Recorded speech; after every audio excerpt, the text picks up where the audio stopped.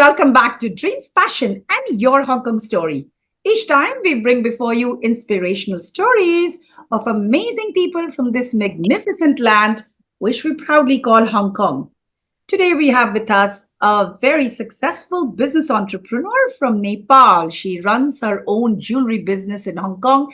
Let's meet Kajal Rai and ask her how her Hong Kong entrepreneurial journey has been.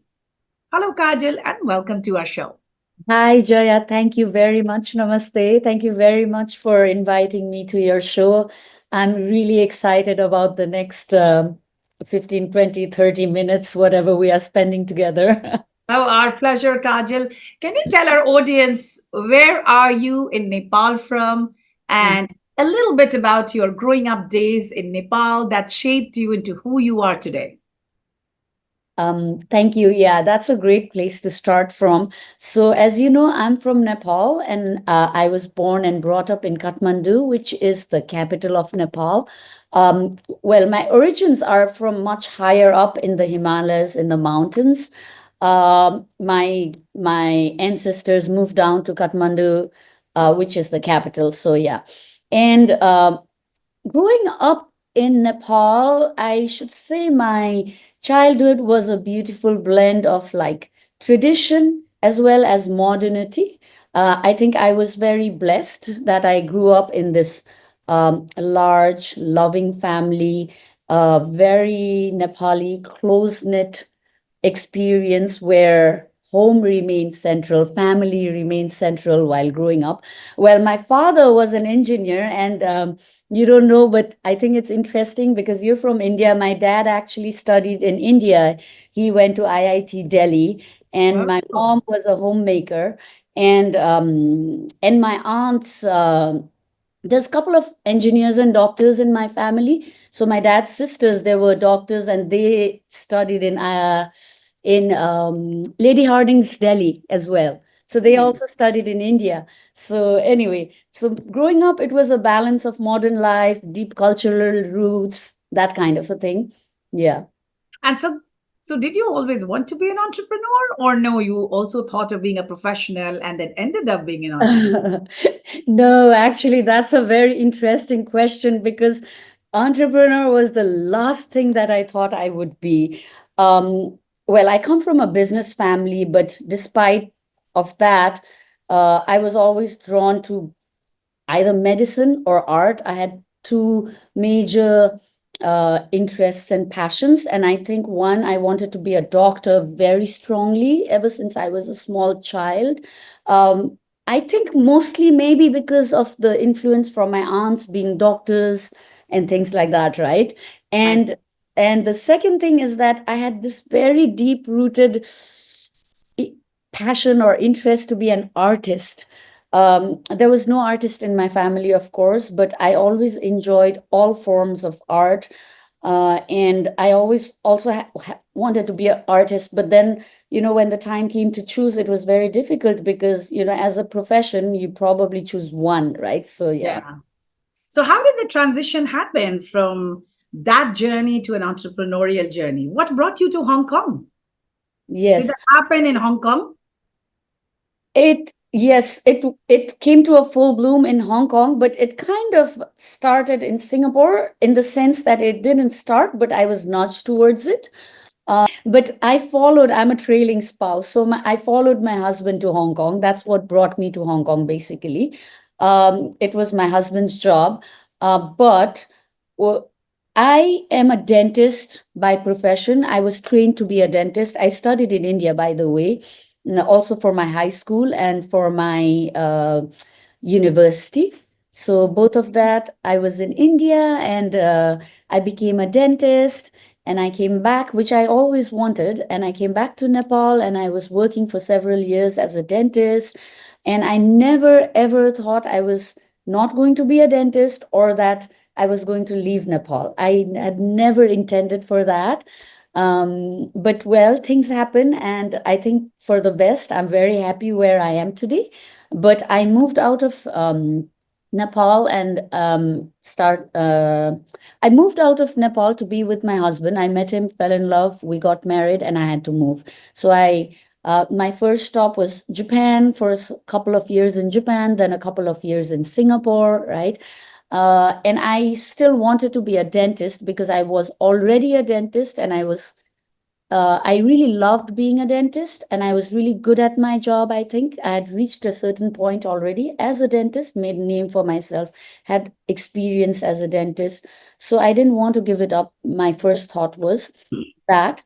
But in Singapore, finally, I was doing my postgraduate in National University, Singapore.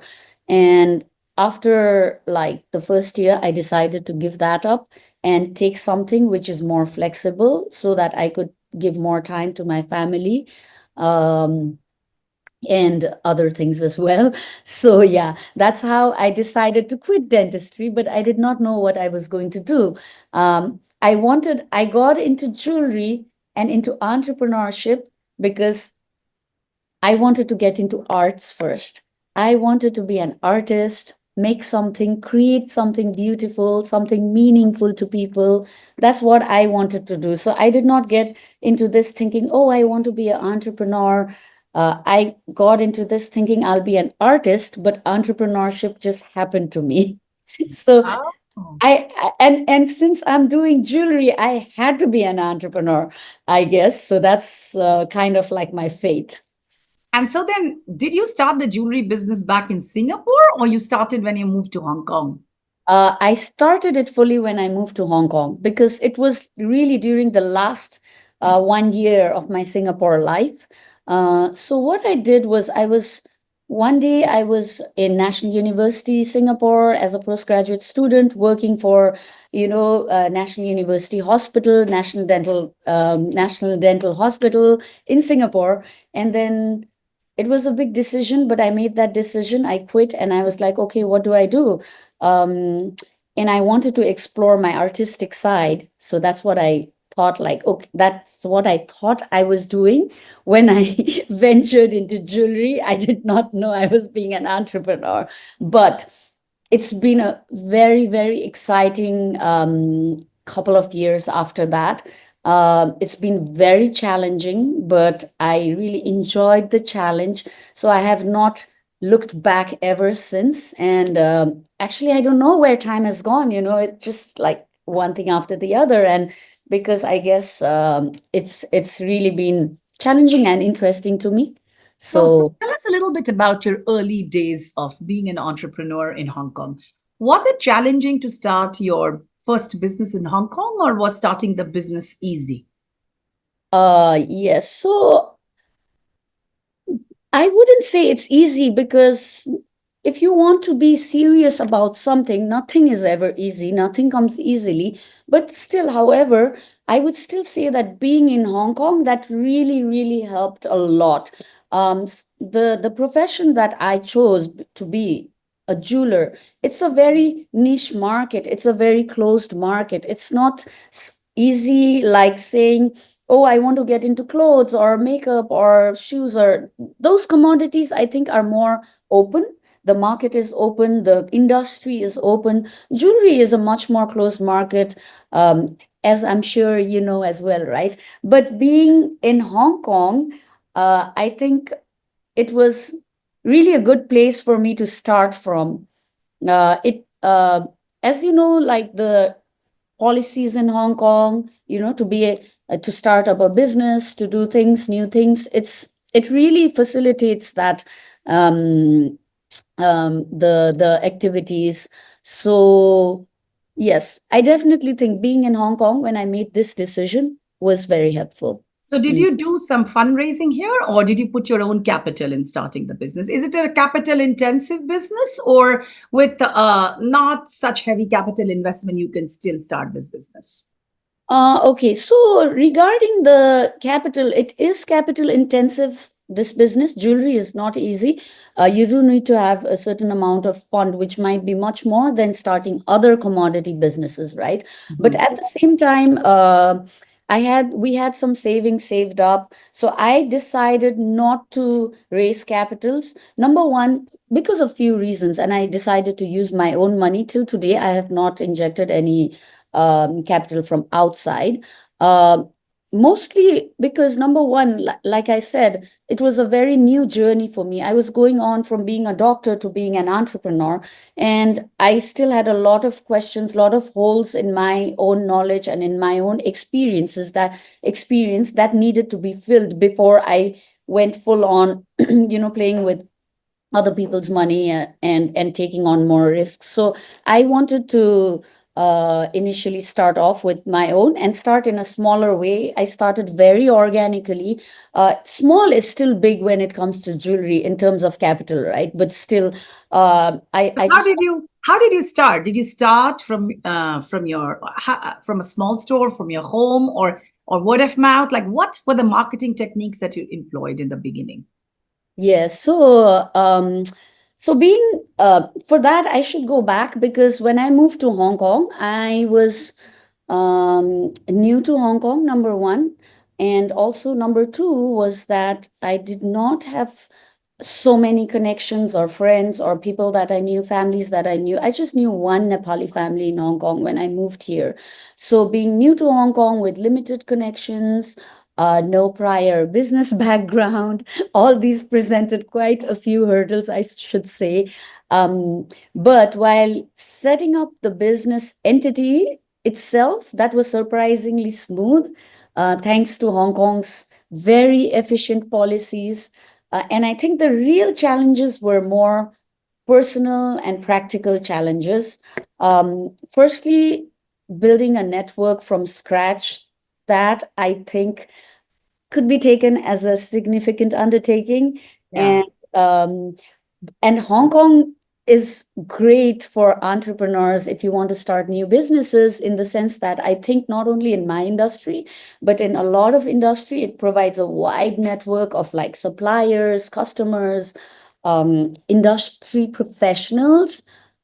But at the same time, like now going back to the point, like my background when I came in, it can also be like finding a needle in a haystack kind of thing, Yeah, like yeah. finding the right people to work with. It takes a lot of time and effort because although it's there, like where do you start, right? And also, secondly, the challenges of setting up the business in Hong Kong for me was also like the high cost of manpower, right? So that's a major factor, I think. Manpower is so expensive in Hong Kong because the life in Hong Kong is expensive. So initially, it's not that I have a lot of money to splash and hire people and do left and right. So that's what I meant when I said I started very organically. So I couldn't really, I did not plan in to hire employees initially. And I worked with, part-time for things that I needed with people part-time, which meant that I had to wear like many hats, from my passion, which was actually designing and creating jewelry, to sales, marketing, operations. So all this, I think, was a quite a steep learning curve. Yeah, And so you started so organically, as you said, from word of mouth. yes, And now you have two stores. I know you're running two stores in Hong Kong, right? One in Hong Kong and one in Kowloon. And yes, that must have been quite a journey. So did you start? How did you start the initial stage? Did you start from home, pop-up yes. stores, or how did you finally manage to? How did you deal with the rent issue in Hong Kong? Because that's also quite challenging for a lot of entrepreneurs. Yes, true, true. So the rent issue, firstly, I did not take rent because until I was very sure I did not want to, do things, in Nepali, we have a saying like, um, you only eat what you can swallow, you know what I mean? So for me, I wanted to take it like that. And although I had like really great ideas and I was like, oh, I can, get some funding and I can start this and do so many things. But then I held myself back with all that. And I said, okay, let's go organically. Let's see what I can do first. Because everything was still yet to be proven for me, right, as an entrepreneur. Um, so I did not rent initially. The first couple of years, actually, I just decided to work from my home. I had a extra room in my home that I turned into an office, and I worked from there. So regarding customers, it was mostly word of mouth. and I would bend forwards and backwards to get any customer that I can get. So, which meant I met them. If people wanted to come to my home in my home office, I would greet them there. Or I was also flexible to running around Hong Kong, meeting in coffee shops, meeting in different places, because I had two things. One was I was building my collections, and the other was I also offer bespoke services, which I even do till today. So Yeah. I would meet with people wherever it was flexible and convenient for customers. I would do that. So that's how I started. Mhm. That was back in 2000. 18 and 19. But 18, I should say, I did not do a lot of work because 2017, I moved to Hong Kong and I was still getting to know the place, making friends, getting my kids settled, those kind of things. So it was like really 18, I incorporated my company. And the work side was actually just working on myself, getting my knowledge up, trying to find people, those kind of more than directly selling to customers. So 2019 is actually when I started selling to customers. Yeah. Wow. So your business mainly grew in COVID times in Hong Kong. Yes, yes. Wow. How did you navigate that? How did that happen? Mm, so 2019, I started focusing more on customers, right? So, like I told you, how I was going around, and then I was also taking part in some fairs and events that would come up, which is appropriate for jewelry because not every event is appropriate for jewelry. Because I'm doing fine jewelry, and people don't just come to an event and think, oh, yes, I'm going to spend 5,000, 10,000, 50,000. It doesn't work like that. So, I had to be very choosy about which events I can participate and show my faces on. And I hope that, by doing that, it gives me more exposure to the Hong Kong market and things like that. So that was another of my initial marketing. One of the strategies that I put in was take part in different events, show your Right. try to show my face as much as possible, whether it is to to bring in business partners or whether it is to bring in customers. So And that's these jewelry fairs that happens in Hong Kong happens twice a year, right? Like it yeah. does bring jewelers from around the world to the store Yes, fair. yes. So on that one, I should say is that I've never participated because I'm not. It's not what it doesn't work for my strategy of business that I'm doing. But I go every time as a, let's say, as a consumer. I go there to research. I go there sometimes to find my business partners, and for various things I go there. But I don't set up my booth there. Yeah. Where do you source your gems from? And do you incorporate Nepalese designs into your jewelry? So that's very interesting. I have sourced my gemstone from a lot of countries actually. So in the initial days, what I did was during 2017, 2018, when I decided, oh, I'm going to do jewelry. So I actually traveled to various countries because number one, I wanted really deep understanding and knowledge. And number two, I wanted to find, working partners, right? So I traveled to various countries where different gemstones are from. Of course, you can't go to everyone, but some important ones. Like I traveled to Myanmar, I traveled to Thailand, I traveled to Vietnam, I traveled to Australia, I traveled to Japan, mostly for pearls, Japan and Australia. So, various countries I went to where I thought, let me go and find the connections and also understand more about these things. Sri Lanka also, I went to the mines, like so I was able to build some connections and my suppliers like that. But of course, the other place which is a great part to build your supplier contacts is also the Hong Kong Fair itself, Right. right? When I was in Singapore and I first got into jewelry, I thought, oh, then the first thing I did was I attended the Hong Kong Fair because it's one of the biggest in the world. Yes. And it brings in all these different uh, people from the industry, whether it is suppliers or whether customers less so, but industry people from all over the world. So it's a great place to build your connections. What about your designs? Like, do you have mostly modern designs or you have a fusion of Nepalese with modern designs? Who are your customer base? I mean, are they mostly people of Southeast Asian origin, or are they also a lot of Chinese origin people? Or Yes, that's a very interesting question for me because this was something that, like I told you already, art was something very inherent. I think I was just born with it. I've always been very artistic, passionate. Even when I was in school, like I was good in studies, but I was always good in art. So I would take part in these competitions, or if there's some art project, teachers would always pick me to do it, and I enjoyed it. So, so that was something inherent, and I got into this because I want to create something worthwhile, right? But what I didn't know was, what will I create, right? What will come out of me? And it's been a journey as an artist as well. One side was the entrepreneurial journey, and the other is my artistic journey, I think. Um Very interestingly, a lot of things that I have created, really, which comes from deep within me, ties back to who I am, where I grew up, where I was raised, where I have lived till today. I realize an artist is nothing but a reflection of, like, the experience, and it's like a mirror to the world. Like, that's what I feel. So yes, definitely, a lot of my art does take experience from my own experiences, which means my Nepalese culture and heritage, number one. Number two, after Nepal, the country that is very close to me growing up is India. Like I said, my father, my aunts, a lot of my family had been educated in India. They were all businessmen, so we did visit India a lot. I grew up going to Delhi very often with my family, with my dad. Um, and then for my high school and my university, I went to India.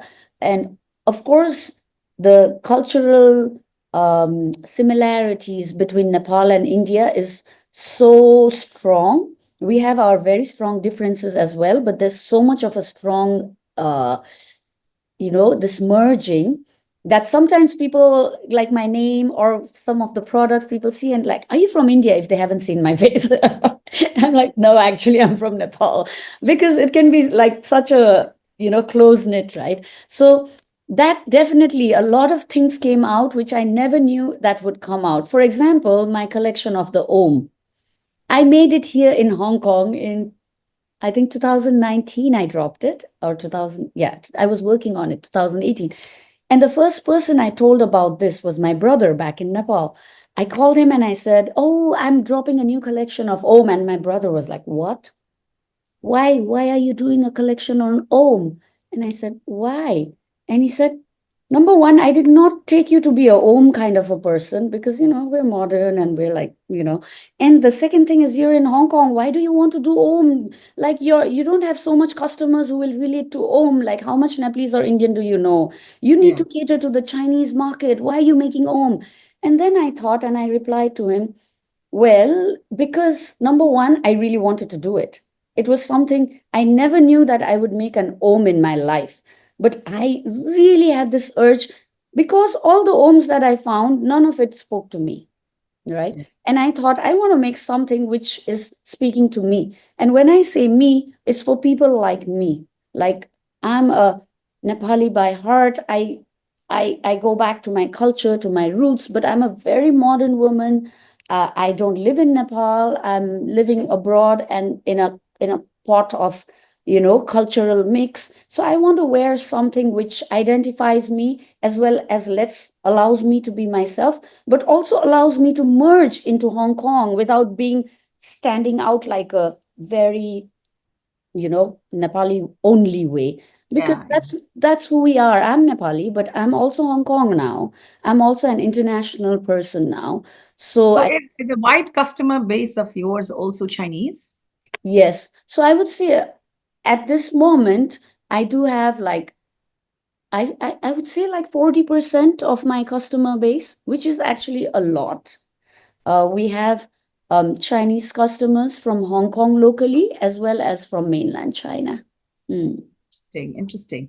So you said it was relatively easy to start your business. Then you said, navigating your way in a place like Hong Kong, especially in jewelry market, was like trying to find a needle in a haystack, building contacts and all that. So Yeah. overall, when you look back, like, how do you view your professional journey in Hong Kong? Overall, you think it has been easy or has it been difficult? Like, what were some of the challenges that you faced other than just like building contacts? Or were the managing the bureaucracy easy? Setting up the business is easy? If someone were to come and try to build a business like yours, what difficulties or challenges would they face in a place like Hong Kong? Yeah, so in the fine jewelry space in Hong Kong, right? If I look at fine jewelry itself, the competitors, it is a very big range. It ranges from like really big established international brands to like local boutiques, independent designers. Because Hong Kong is so dynamic for every industry, I believe it will be. There is a lot of things going on in Hong Kong. There is this huge opportunity because of that, and there is this huge competition which might also be hard, right, because of the same reason. So in this diverse landscape, I think firstly it depends on the business itself. How are you going to identify yourself? How are you going to, you know stay relevant in such a big competitive market? So I believe it's also depends on like, so how you see yourself and how you want to take yourself forward. But in general, for me personally, I feel, although like 50-50, the challenges and the ease of doing business, in general, Chinese people have been really easy to work with. My experience is that. Before that, I have zero experience of working with people in Hong Kong, but all my partners, business partners, my suppliers, or other various, yeah, like business entities that I have had to work with, they have not, made me feel unwelcome. They have not made me feel like you are a Nepali or you are a foreigner, so it's different for you, different for others. It honestly, I have to be very honest, it has been quite, they have been very embracing. As long Yeah. as I prove myself, right? As long as I from my side, I'm giving them my best. I've always found that they have reciprocated very well. In that sense, I have had a good working experience. Like I said, from government level also, it's been very good and smooth, very appreciative.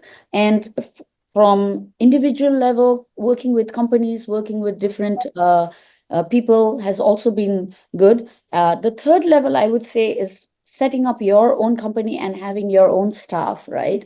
So I have only had local Hong Kong people in my small company, so to say, which was not very deliberately. I did not set out thinking I'll only hire Chinese or Hong Kong people, right? But it just so happened that when I set out my job resumes and things, I just kept getting a lot of Hong Kong people, and somehow it just happened that till today, yeah, I say 90% of the people I worked with happened to be Hong Kong locals.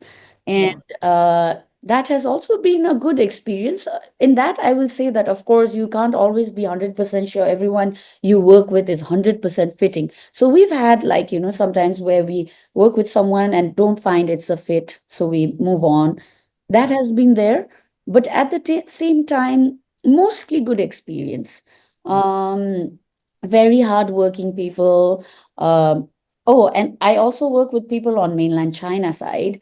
Uh, Actually, mainland China people I find more impressive than Hong Kong people. They are always working. They come after you, like, even if you're like just like, okay, I'll take some time until they get the work done, they will come after you.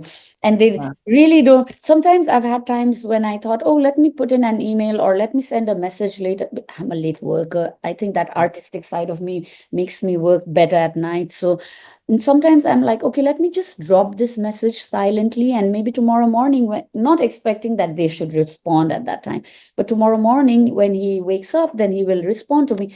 But very strangely, 12 o'clock at night, I get a response. 1 o'clock at night, I got a response. I was like, Wow. what? This guy Wow. doesn't sleep. Like, and not with one, with few people on China side. It's Wow. and That's then I thought, no wonder that they've progressed so much, you know? yeah, yeah. So, Yeah. so Kajal, do you plan to scale in China, or what are your next plans? Ah, yes. Other Southeast Asian countries? Yes. So the scaling part, that's a very big question at this point, I guess. Like I told you, we experienced fantastic organic growth so far. And for that, I'm incredibly grateful to my customers who have really trusted us, believed in us, bought from us, supported us, helped us to grow, right? Um, Ever since I started, it has been one thing after the other, like challenges. Like when I first started, it was the Hong Kong, the political thing going on inside Hong Kong. And we thought, okay, that will be over. But then again, immediately following that, it was the COVID. COVID, and then COVID posed another challenge. Luckily, I was able to navigate, and we grew during that period. But still, Hong Kong, running a business in Hong Kong, it's not easy. And currently, I think in the last maybe 15, 20 years, I'm not sure how many years, this must be the most difficult time for a Hong Kong business, right? So, like running the business expenses are still so high. Running business Hong Kong is extremely expensive.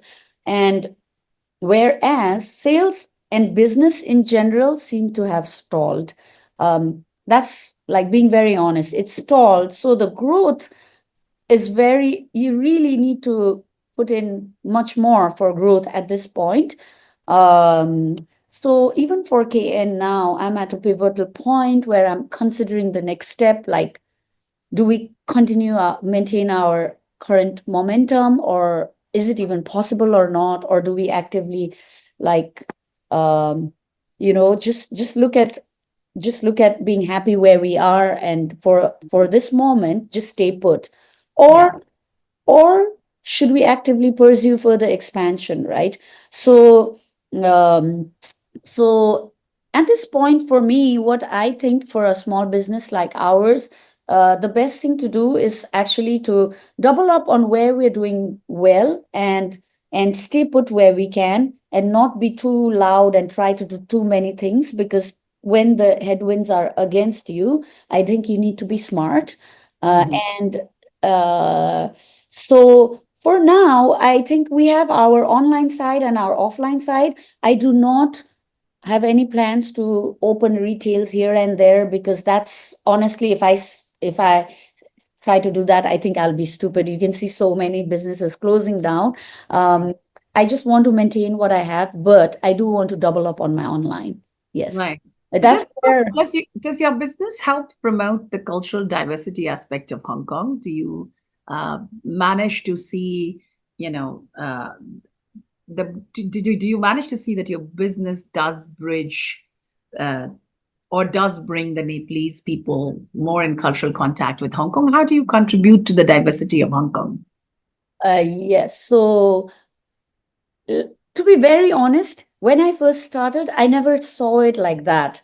But over the years now, after a couple of years having done business in Hong Kong, I do see that connection just organically also being built up, but also I would say deliberately, because as a business, what you choose to do, and what you choose to promote, and what you choose to show, what you choose to make is entirely up to you, right? So I think KN has been kind of bringing Nepalese culture to Hong Kong, but also bringing this Hong Kong story to Nepalese and to other, the larger community, let's say in Hong Kong, whoever is there.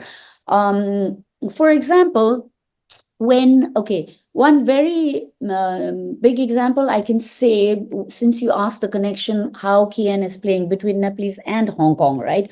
In that, I would say last year, a year ago, we were fortunate enough that we were commissioned to make the crown for Hong Kong, Miss Nepal Hong Kong.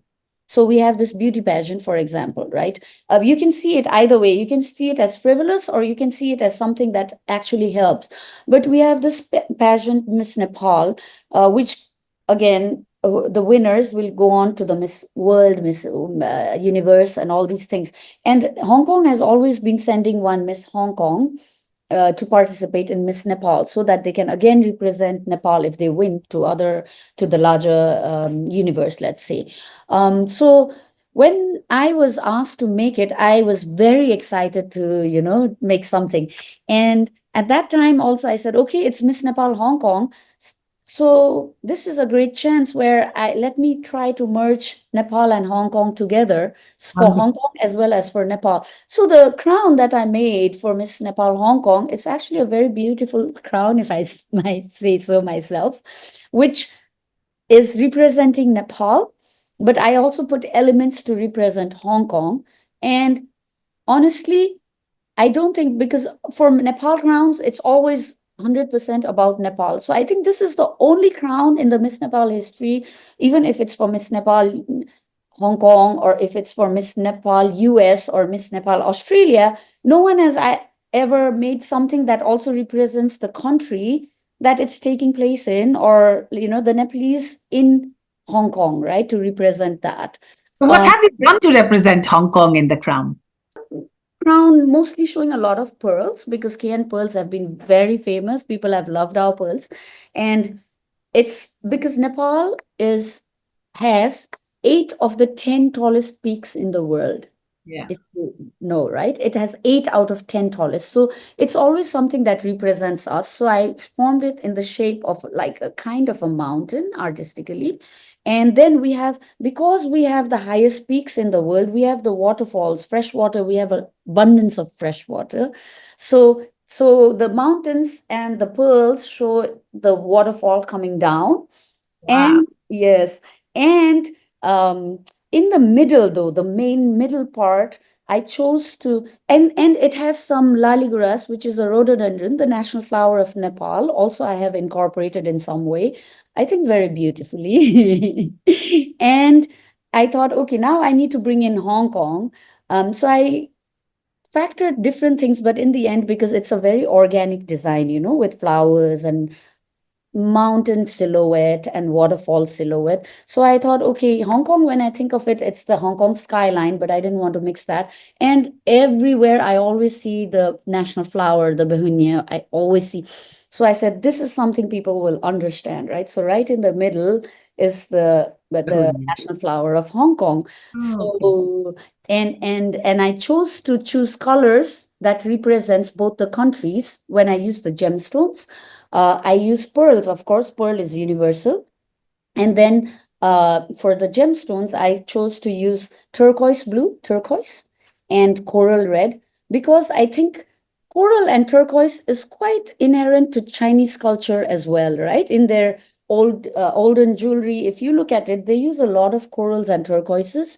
And also in Nepal, in our old traditional jewelry, especially towards the mountainside, the people who live in the mountainside use quite a bit of the gemstone of coral and turquoise. So I thought I have like a lot of gemstones I can choose from, but I was very intentional to choose something that will represent both the culture, the Chinese culture and the Nepalese culture. Okay, Kajal, now some fun question round. Are you ready for a rapid fire? Just a few fun Yes, questions that will touch your Hong Kong life. yes, Your sure. favorite thing to unwind yourself in Hong Kong? Hike. Okay. Your favorite restaurant in Hong Kong? Does it have to be one word? No, it Okay. can be a one sentence. Yes. So Hong Kong, I think we are all a lot of foodies here, and we frequent a lot of great restaurants. There are so many that I cannot say I have one favorite, but there is one recently that I go to almost once a month. It's a small hole in the wall kind of a restaurant near my office right here, maybe 5 minutes walk from where I'm sitting right now. And it's a Sichuan restaurant called Chuan. Oh, what was the name? Because it's Changguan. Yes, that's the name. I always struggle with this name because it's a very Chinese restaurant. They don't even write the English name in that place, but it's definitely worth a visit. How would you advise the people looking to invest or work in Hong Kong? Why should they come work, invest, and visit Hong Kong? Yeah, Hong Kong is a very dynamic place. It's a beautiful place. You have so many things going on here. If you invest and you live here, then you will get to see, like, from the mountains to, not big mountains coming from Nepal, but we still have these hiking trails, mountains, to the ocean, to like the most buzzing city in the world, to everything you will get within reach, right? But if you're coming here, you should do your research. It's a dynamic market, but it's also very competitive. You need to network strategically. You should also be adaptable to the fast-paced and constantly evolving life, I think, and market conditions.